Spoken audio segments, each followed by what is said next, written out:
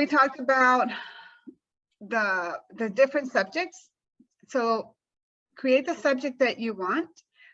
If it's family, if you want to work on your family struggles, your wellness, career, you know, I believed back in the past, probably about a year ago, that at my tender age, if I'm not going to say how tender I am, I needed to have a body like J-Lo. Well, first of all, I'm not J-Lo, you know, and I was like beating myself up for it and everything. So I had to understand that right now, at this day and age, the best I could do is what I'm doing.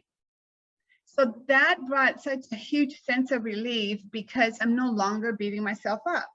You know, I still exercise, I still eat pretty healthy, but if I don't have that booty, I don't have that booty. You know, what else am I going to do? J-Lo booty. Oh. And then Michael's been working on losing how many pounds of today? Oh, we're up to 3. Okay, last week was 1.5 pounds. So now he's up to 3 pounds that he has to lose. So a little too much. He doesn't stay focused because he doesn't have that on his vision board. You notice his vision board has nothing about exercising or wellness. His is just job related. He's a focused man. So anything else, Mr. Odin? What types of pictures do people need to use, or what, you know, what is that? Is it a, you know, color pictures, black and white? No. Good one. No black and white pictures, guys. The color, you have to visualize it. It has to be vivid in order for it to manifest, because when it's like in black and white or sepia, your subconscious is not sure that that's what you want. You know, and this is a great exercise to do. So if you close your eyes and you visualize what you want, and the first thing that it comes out is black and white or sepia, that means you don't believe that that's what you want. When you transform it to colors, then your subconscious mind is saying, okay, this is exactly what you want, and this is what we're going to work on. You know, and you could do that on your own at any time. And then you could see, which is to me fascinating, because when I learned about this, of course, I always want to prove my instructors wrong or incorrect. And I tried like 3 times and it wasn't working, you know, because the 3 times it was coming up black and white. And I didn't believe that whole thing. But so what you do, if this is something that you guys are interested in doing, is you close your eyes, you visualize what you want. If it comes up black and white or sepia, then like I call it swish. Then you go, you know, and make a color, give it color, give it scent, give it 5 senses, huh? Yeah, and you know, hear it. And that's really how you're going to be able to manifest the best life for you, your family, and your business. So here's another question. So if we hear what we want, see what we want, smell, taste, and what is the other one? Don't feel like Touch what we want, so to speak, that hits the subconscious more to put it out into the universe to attract it. So it talks to your conscious mind and your unconscious mind and brings it together. Mm-hmm. If all of your senses and emotions are aligned, then that means your subconscious mind is picking up what you're saying or what you're feeling. And I don't know if this ever happens to you guys, but it happens to me plenty.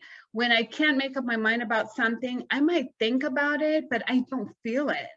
So, and if you don't feel, like they say, if you think about it and if your heart feels all warm and fuzzy, but your gut is not in alignment, then that's not a good choice. That's how I measure my, you know, indecisiveness. When everything is in alignment, I'm like, man, we're going to kill it. This is exactly what I want to go for and strive for. So, I don't know, have any of you guys ever felt that feeling of uncertainty and that all your emotions are not aligned?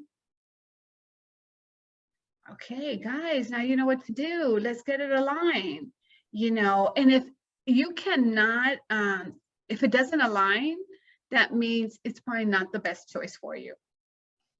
Is that like trusting your instincts? That's like trusting your, you're such a good student. Okay, first of all, Michael has never been in one of my presentations before, in my vision board presentation, because he's always have had some, he's always been either teaching a class or with clients or whatnot. So he's a newbie at it too. New. Yeah, so it is like, you know how they say that we know our answer. Our answer is really deep within us, but sometimes we don't trust ourselves. And we have to ask people and, you know, just that to be sure. But if you want to be really sure if that's the best answer for you, be in alignment. You think about it, even if it's for a couple of seconds. How does that resonate with you? And then you feel it. You're like, okay, so how does that, you know, how do I feel about that situation? And then, you know, it's one of the chakras. I don't know which chakra it is, but then again, your stomach, like you touch your stomach and how does it feel? You know how sometimes when things just don't jive, you have that little anxiety feeling in your stomach? That's what it is. If you get that feeling, that means that that's not the best for you. But when everything is in alignment, that means go for it. Don't do anything crazy, guys. And then say, Alina said that, you know, everything is in alignment, because that's not what I'm saying. But yeah, but use your judgment and believe in yourself and trust yourself. So any questions, any comments? Yeah, so how would you know when you feel like things are in alignment, or you feel like you want to do something, but you don't know if you're scared or it's a bad gut feeling? So like, I think I have a really difficult time with distinguishing when I'm scared of doing something, or when I just have a bad feeling for whatever reason.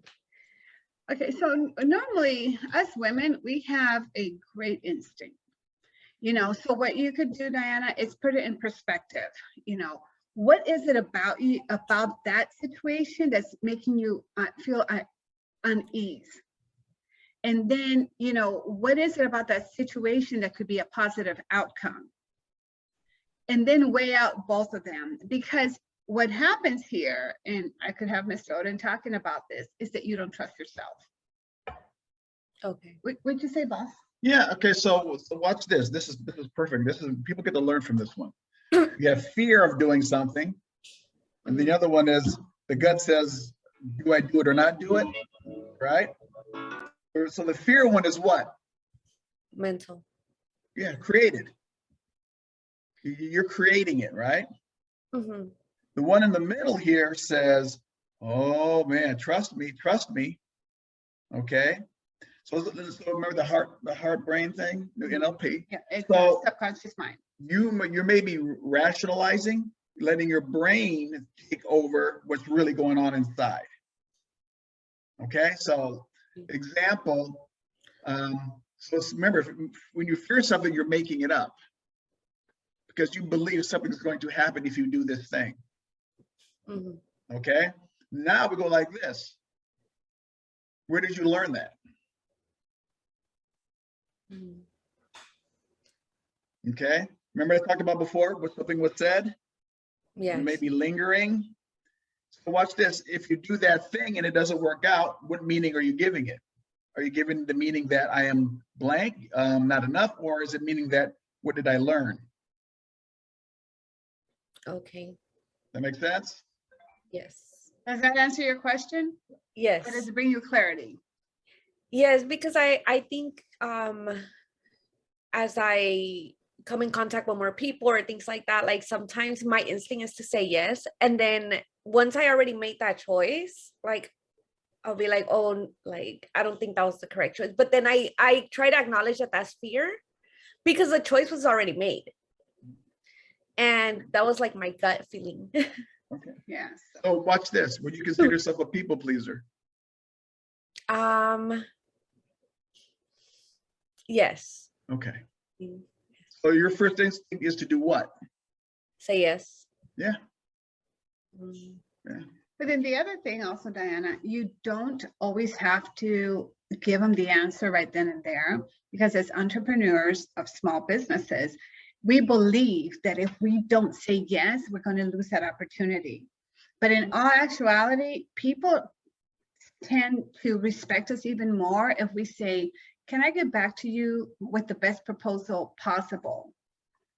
or can I get back to you with an agreement that's going to work for both of us?